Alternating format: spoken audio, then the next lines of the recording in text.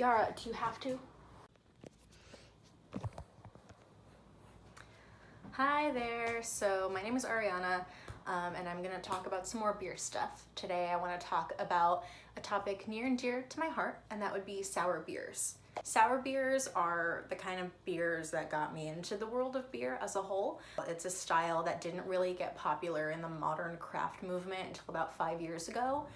I think sours are a great bridge to get people who don't think that they're into beer into trying different kinds and exploring. So sour beers can be pretty polarizing. If you've had them, you probably either love them or hate them.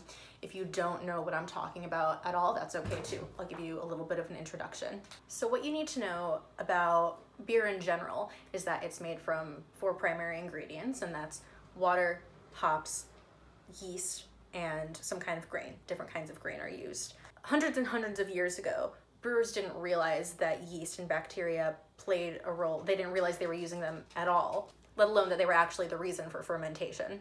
If you look at the Reinheitsgebot, the old German beer laws, it actually only lists water, grain, and hops as ingredients because they didn't realize that yeast was part of it yet. It was a thing that was happening accidentally.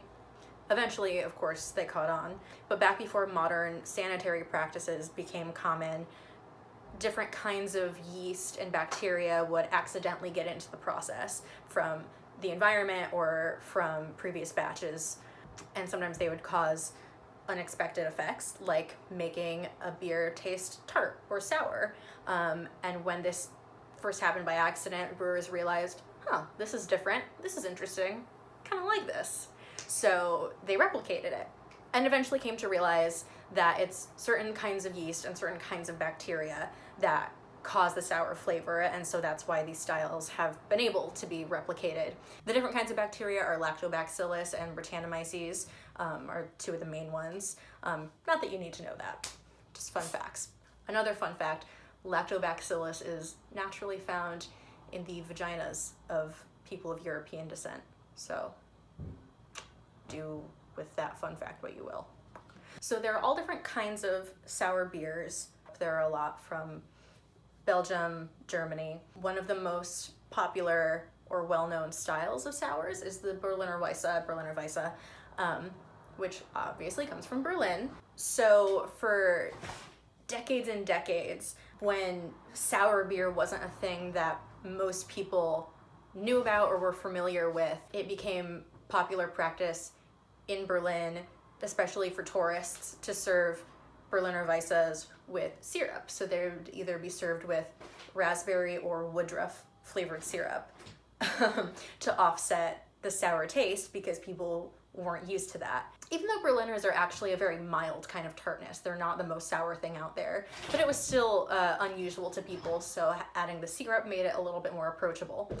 So when I first started to get into beer, let's say about 5 years ago, it was when sours were first starting to blow up in the American craft scene. And it was in early 2015 that I went to Germany to study abroad. And one of my first nights there, I was at a restaurant and I saw they had Berliner Weisse on the menu. I was like, oh, I've heard of that. So I order it, and the server asks if I want it red or green. And I'm like, green? And so she brings it to me, and it's green, all right. It's bright green because it has the woodruff syrup in it. And it was good, but it was not the sours that I'm used to. But it's important to know that for decades and decades, people who were drinking sours in the 20th century were drinking it with this syrup to offset the sour taste. It's really only in the last 5 or so years, maybe a little bit more if you're a real beer geek or like really into historic brewing practices, that people have actually appreciated the sour taste.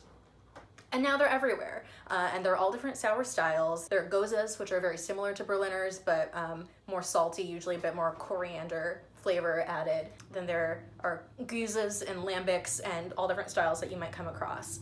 So now that brewers know how yeast and bacteria work in the fermentation process, especially today when there are hundreds, if not thousands, of brewers, both home brewers and professional brewers, experimenting with different styles and reviving old styles that have gone dormant. There are all different sours out there, and now that people know how bacteria and yeast work in the fermentation process, they're experimenting with taking the ones that they know will make a beer sour and using that. So if you go to a brewery today, especially in the US, if they have sours on the menu, and they might not because sours tend to be more resource intensive to make, but if they do have sours on their menu, you'll look for styles like either American Wild Ale, Brett beer, Brettanomyces, Berliner style, Goza style, things like that. What you'll find is that a lot of them are fruited. They've been brewed with fruit. I think that makes them more approachable, especially to people who aren't beer drinkers or don't think of themselves as beer drinkers. It balances the tart flavor or complements the tart flavor. Sometimes these sours, even the fruited ones, still come out tasting very tart. And I like that. Personally, if I'm drinking a sour beer, I want it to be really astringent, really acidic. If I'm drinking a Goza, I want it to be really salty. That's all a matter of taste. If you're curious as to why they didn't just do that in Berlin with the Berliner Weisses for the last century or so, it's because it was actually against the law in Germany until fairly recently to add anything but those 4 primary ingredients to beer.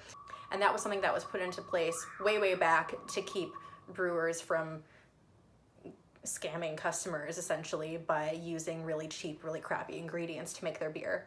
Now today, as brewers have gotten creative and want to add more things to their beer, not for the sake of making it cheaper or watering it down, but just for experimenting, the laws have relaxed a little bit.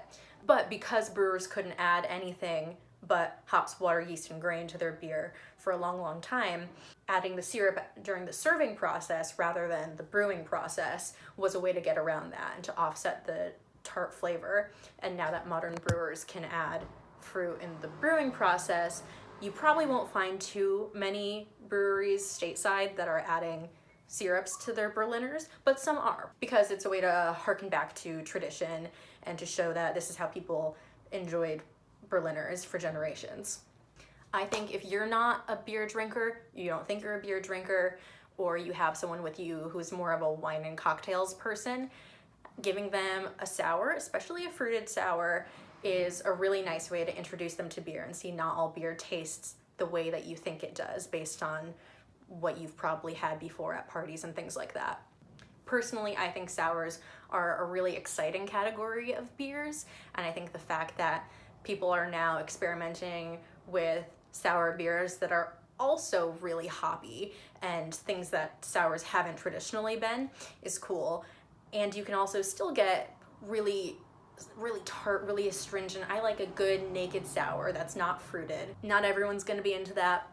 You might have to work up to it with sours that are more mild at first. But it's a whole nother category of beer to explore, and I'm so glad that craft brewers today are doing so many cool, different, interesting things with sours. Sours are also really good to drink in the summertime because they're usually very light in body, typically a lower alcohol content. So it's a good thing to sip when it's hot out. It tastes really refreshing. So let me know if you like sour beers, if you hate sour beers, because a lot of people do, and that's fine, different strokes. If you've never had one, do me a favor and go out and find a sour beer to try after watching this, and let me know how it goes for you. I just want people to explore and to try the things that I like. If any of this has been interesting or helpful to you, I would love it if you'd subscribe, maybe share it with a friend or two, and let me know if there is anything else that you'd want to hear me talk about when it comes to beer, or anything for that matter. So, thank you for watching.